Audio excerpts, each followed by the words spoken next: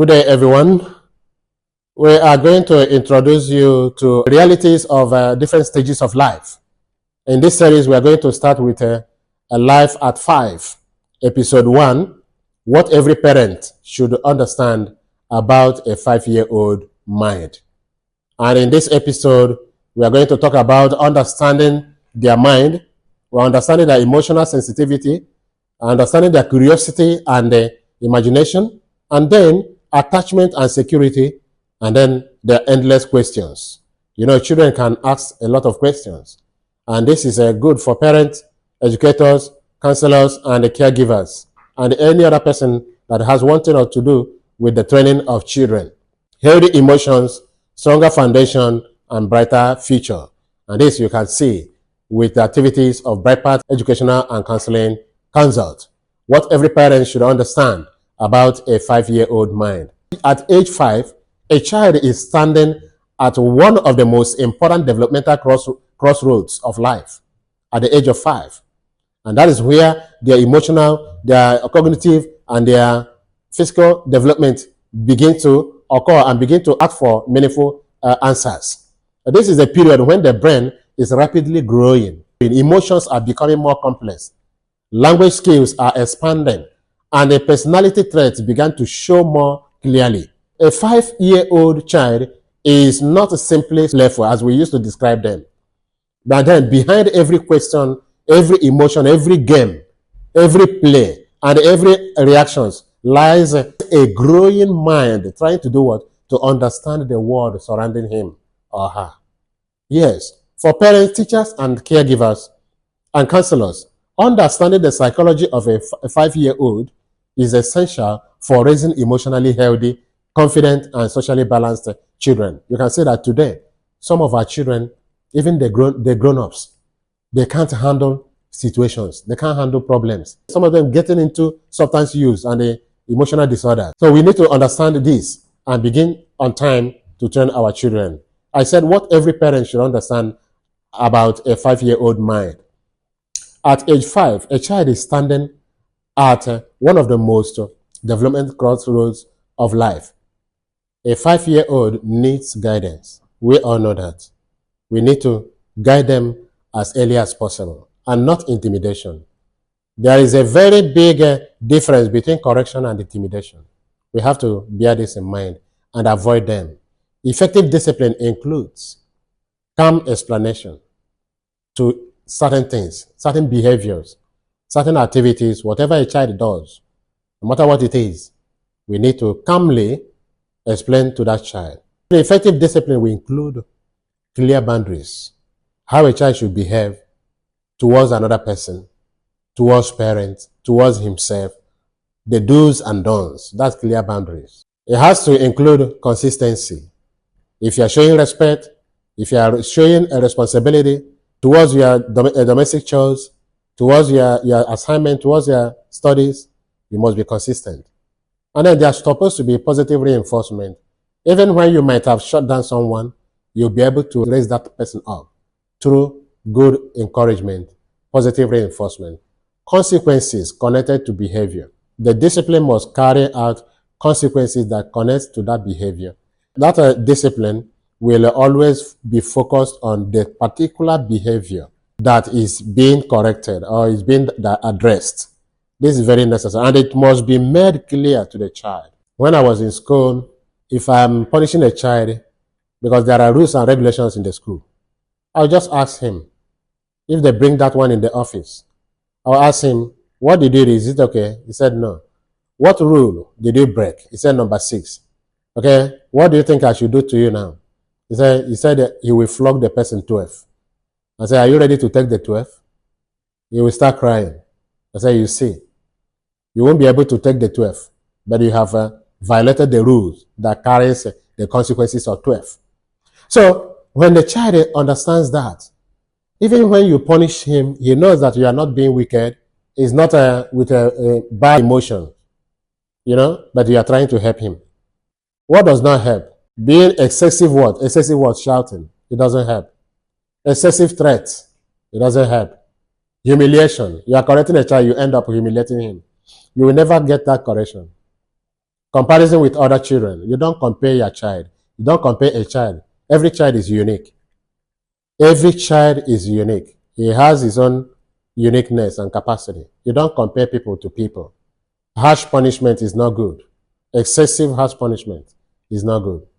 These may create what? Instead of creating correction, you achieve correction and behavioral modification. No. It will rather do what? Create fear in that child. It will rather do what? Create anxiety in that child. It will rather do what? Create aggression in that child. He said that this person wicked me. He showed me wickedness. He will not remember that it's correction.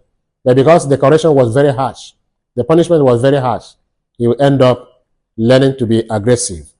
Or you may end up inflicting low self-esteem in that child. Self-esteem, he will see himself as nothing again. He will not, and it will reduce his motivation to try to make some achievements. The role of play in mental development is very necessary, and is necessary for children at age 5. Within age 5. At age 5, play is not laziness. When you see children running around playing, allow them to express themselves. Allow them to exercise themselves. It's not laziness. It is brain at work. Play develops social skills. Play develops language. Play develops emotional control. Through play, you learn creativity. Through play, you learn how to cooperate and collaborate with people. Through play, you learn how to develop your motor coordination. You know, the eye and the hand, whatever gesticulation is expressing what the mind is thinking about, you know, motor coordination. And everything is working out well. Children learn best through what? Storytelling. Children learn best through what? Singing. Children learn what? Through drawing. They learn from building games. They learn when they are doing role plays. You are a father, you are a mother, you are a doctor, you are this and that. They are just playing. They learn. They learn through outdoor exploration. When they go out, you take them to picnic, take them to this and that sightseeing, they learn more. Practical advice for parents and educators: to support a healthy 5-year-old mind, listen patiently. Number 1, listen patiently. How do you listen patiently? Allow children to express thoughts and their emotions. Number 2, encourage questions. Let them ask questions. Create a safe environment for them, for curiosity, for them to ask questions. Number 3, let them read stories daily. Stories improve imagination. They will be reading and understanding what they are reading, and they begin to imagine what they are reading, how it is happening, how it took place. It improves language. It improves emotional learning. Number 4, it validates a feeling. How can you support this healthy scenario? You can say, I understand you feel sad, instead of saying, stop crying. Use gentle communication. Children remember tone more than words. And you will see children, anybody that gives them that comfort, no matter who they are, they will always turn to that person.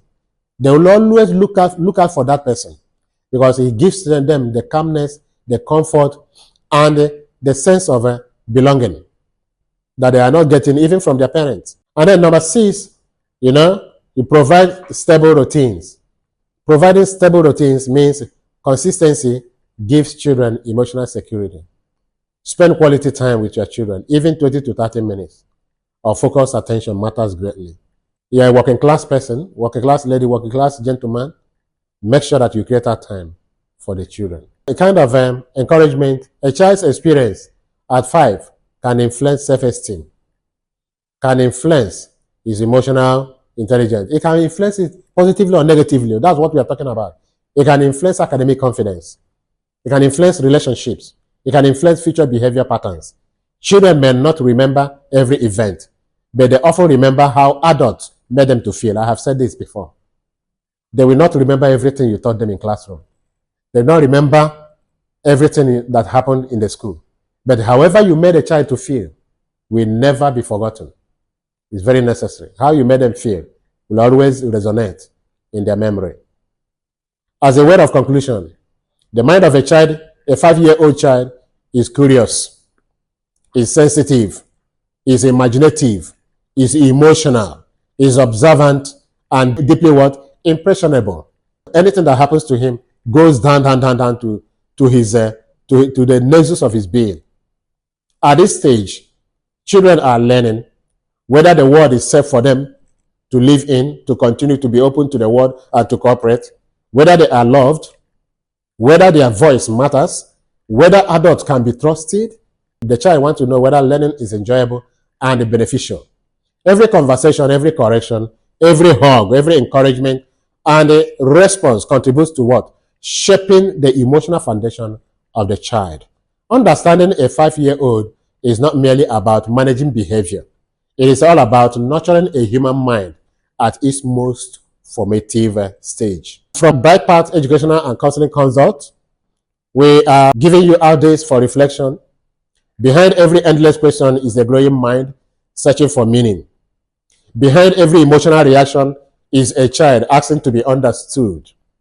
And behind every 5-year-old is the possibility of a healthy, confident, and emotionally intelligent future, if guided very well, with patience, love, and wisdom. Thank you very much for listening.